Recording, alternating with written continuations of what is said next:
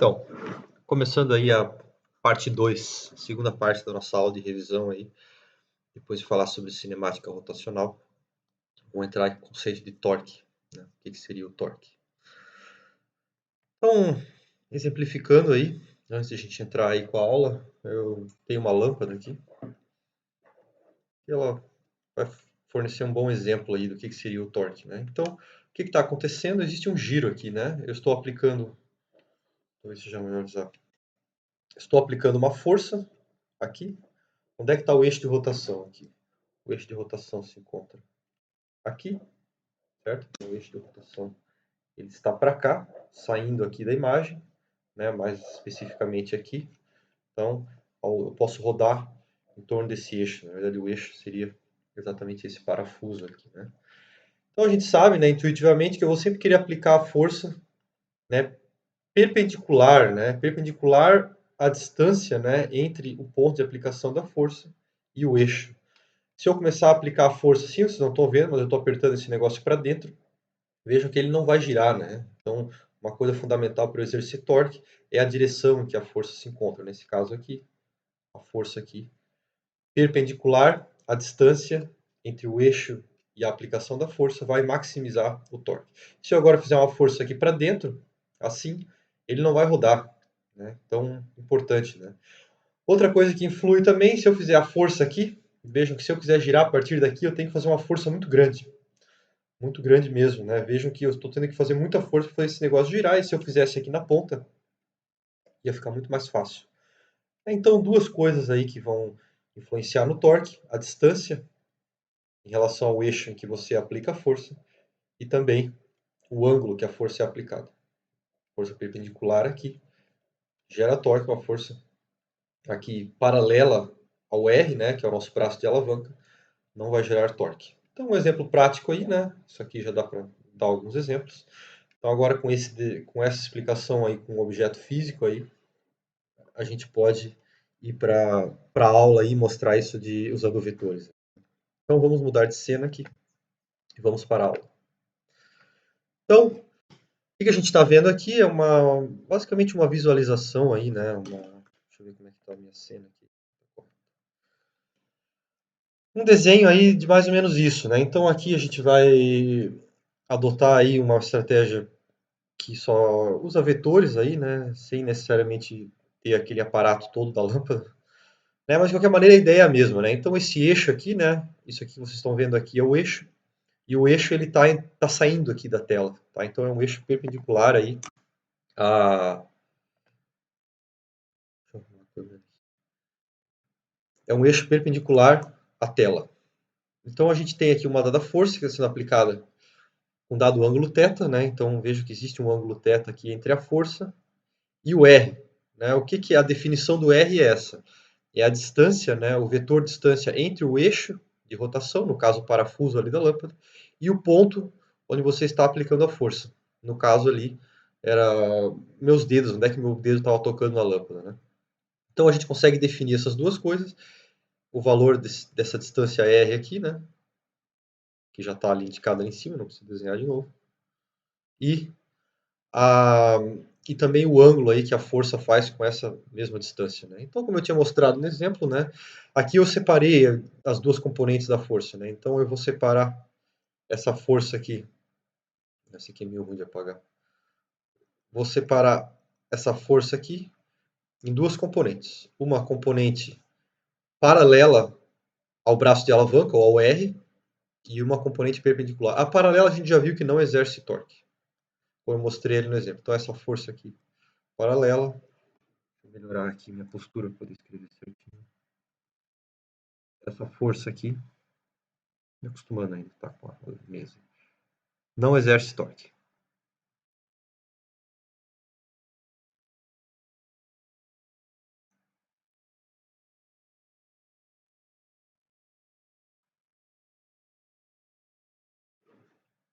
E essa força aqui perpendicular, naturalmente, né, a gente pode supor aqui que essa força aqui ela vai realizar torque, né? Então, se eu tiver uma configuração dessas, né, e eu aplicar essa força aqui perpendicularmente, esse negócio vai girar para cá, né? Então essa componente aqui da força perpendicular vai fazer esse negócio girar nesse sentido aqui, girar no sentido anti-horário, né? Esse negócio todo aqui.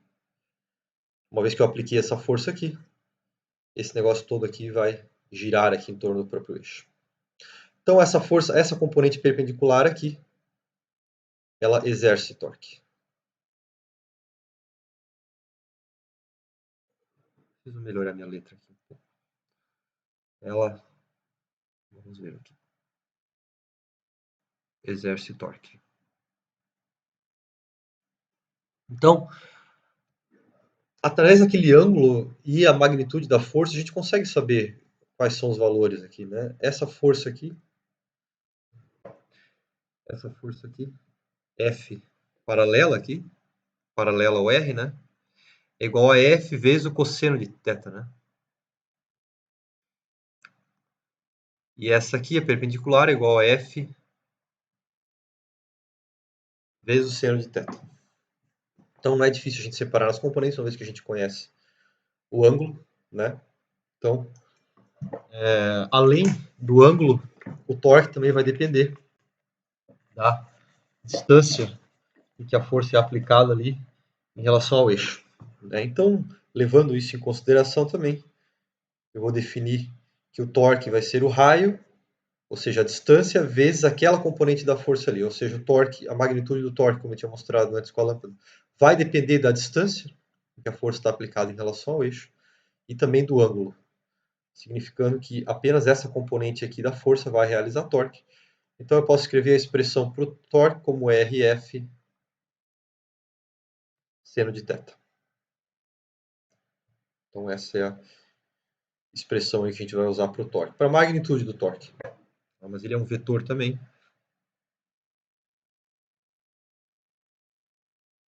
RF seno de θ. Então, essa aqui é a expressão para o torque. Eu vou colocar um vetor aqui. Esse vetor N aqui basicamente significa que ele está saindo da página aqui.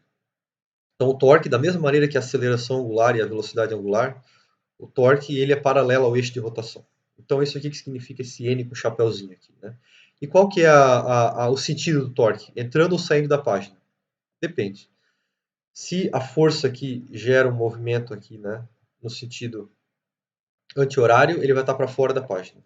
E se ela gera um movimento no sentido horário, ela vai estar para dentro da página. Exatamente a mesma regra da mão direita que a gente usa para aceleração e para velocidade angular, a gente vai usar para o torque. Então aqui a gente vê que essa força aqui aplicada vai gerar um torque nessa direção aqui, vai gerar uma aceleração angular para cá. Então o torque vai estar saindo da página. Se fosse o oposto, né?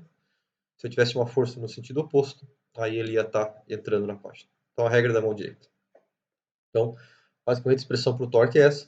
Como eu falei, depende da distância em relação ao eixo, depende da magnitude da força, depende do ângulo, que é o θ ali, entre a força e o R, e a direção vai ser dada pela regra da mão direita, esse N chapeuzinho, significando que ele está saindo da página. Então aqui eu já tinha escrito, né, que o torque ele é o RF seno de θ. Uma maneira resumida de escrever isso aqui é você escrever como está escrito ali, que o torque é igual ao produto vetorial do R e do F. Deixa eu ajeitar aqui a minha escrita para ficar melhor. R vetorial F, como está escrito aqui, né? O que significa o produto vetorial? É justamente isso, né? Então agora eu vou explicar no quadro ali como é que funciona o produto vetorial aqui, usando a regra da mão direita. Já mostrei isso em sala, mas não custa mostrar de novo. Vou fazer o meu quadro. Então vamos fazer o produto vetorial aqui. Então não tem muito reflexo, né? Acho que está ok. Então eu já vou baixar um pouco.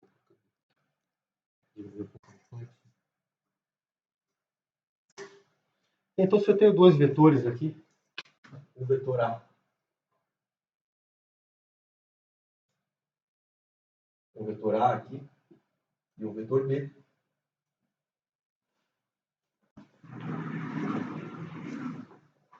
O produto vetorial aqui, C igual a vetorial B, a direção dele vai ser a regra da mão direita. Então, A vetorial B, você pega os seus dedos aqui, alinha com o primeiro, que é o A aqui, e fecha os seus dedos em direção ao segundo termo. Onde o seu polegar estiver apontando, vai ser a direção do C, ou seja, para dentro. Então, eu posso simplesmente substituir aqui, né? Vamos fazer um exemplo agora com o torque. Então, vamos supor que esse aqui é o meu vetor R, e a força está sendo aplicada aqui. E aqui é o eixo. Então, nesse caso, lembre que o raio, você continua ele aqui, tá? Então, ou você traz a força aqui para baixo, né? Mas, de qualquer maneira, a maneira de fazer é essa. Você aponta os seus dedos na direção do primeiro, né? Torque é igual a R aqui, vetorial F. Então, o que a gente teria nesse caso? Nossos dedos aqui de cima apontam, você fecha seus dedos em direção à força. Então, nesse caso aqui, o torque está entrando na página.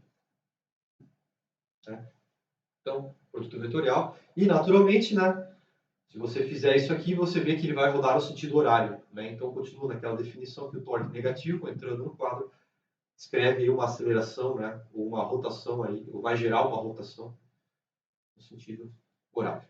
Então, se vocês quiserem agora pegar aquelas expressões da aula anterior e testar, usando essa definição de produto vetorial, se realmente funciona aquilo, vocês podem. Tá? Mas, por enquanto, eu vou deixar o quadro. Então é isso. Tá, essa é a regra da mão direita para o torque. Ok, então vamos voltar para a nossa aula agora. Né? Encontro. Então essa é a definição aí, né? Outra maneira de se fazer isso aqui é usando o produto vetorial. Tá? Então eu já mostrei em aula como é que você faz um produto vetorial. Eu acho que vocês mesmos aí podem revisar essa parte aí, né? De como que você faz um produto vetorial usando determinantes. Né? Eu mostrei agora usando a regra da mão direita, mas você pode usar essa definição de determinante, né? No caso você faz aqui o torque, né? Seria igual aqui ao R. Seria igual ao R vetorial F. E aí você teria um determinante.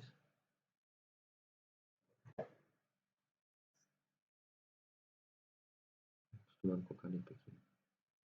Vou fazer um determinante aqui. Você teria um determinante aqui. Aí aqui você colocaria o I, o J e o K. E aqui o R, né? X, Y, Z. E aí as componentes das forças aqui. F de X, F de Y e F de Z. Então aí quem lembra como é que faz determinante, né? Você faz aqui, né, para cá, multiplica esse, né, positivo, depois multiplica esse aqui, depois multiplica esse, depois faz o mesmo aqui para o outro lado. Então vocês podem revisar na aula aí como é que faz um produto. E essa é uma maneira, ele já vai te dar a direção automaticamente, e aí ele vai já fornecer um vetor para o torque, já com os componentes de J e K aqui certinhos. Né? Então não vou fazer o determinante aqui, não tem necessidade. Como é que você relaciona aí? Como é que seria a segunda lei de Newton aí? Como é que seria o análogo da segunda lei de Newton para o movimento rotacional? Então, a segunda lei de Newton, a gente lembra que o F, né, é igual a massa vezes a aceleração. Essa aqui é a segunda lei de Newton. Lei de Newton. O torque vai ter uma relação com a aceleração angular.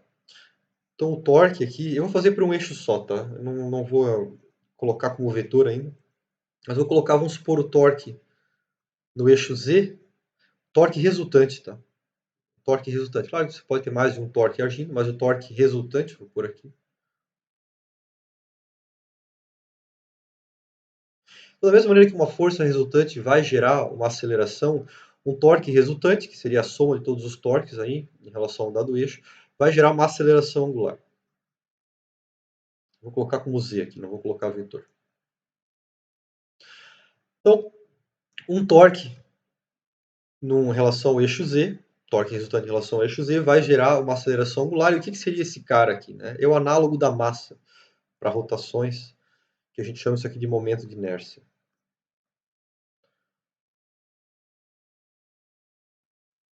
momento de inércia.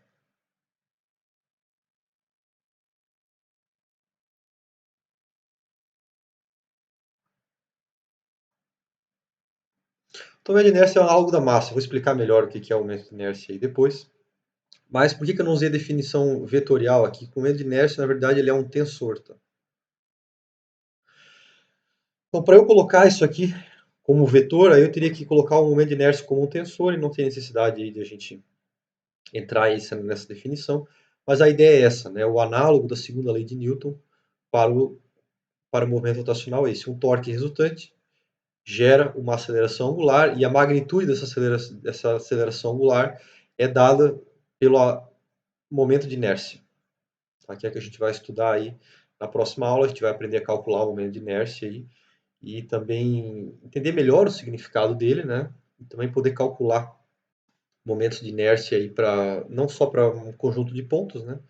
Então a gente pode ter vários pontos aqui e eu calcular o momento de inércia para esses pontos todos.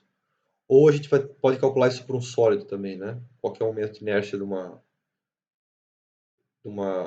um cubo ou algo assim. Então a gente vai poder também calcular isso. Então esse é aqui que a gente vai continuar o assunto onde a gente parou. Entendendo melhor a definição de momento de inércia, também calculando isso, e aí aplicar a segunda lei de Newton para diferentes sistemas. A segunda lei de Newton